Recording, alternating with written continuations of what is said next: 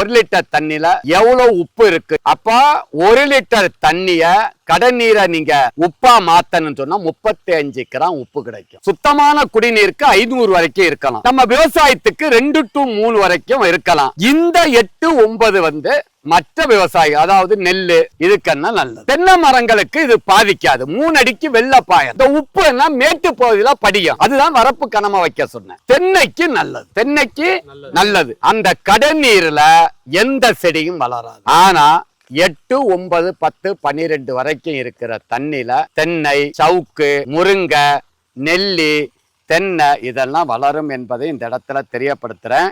ஆகையால் ஸ்கூல்ல படிக்கிற ஒவ்வொரு பிள்ளைகளும், பெற்றோர்கள், ஆசிரியர்கள், ப்ரொஃபசர்ஸ், இந்த நாட்டை வழிபடுத்துகின்ற அரசியல்வாதிகள், இந்த அரசியல்வாதிகளுக்கு மட்டும் எஜுகேஷன் குவாலிபிகேஷன் இல்லையா, அவங்களுக்கு இதை தெரிஞ்சுக்கணும் என்பதையும் இந்த இடத்துல பதிவு பண்றேன். நன்றி. வாங்க சார்.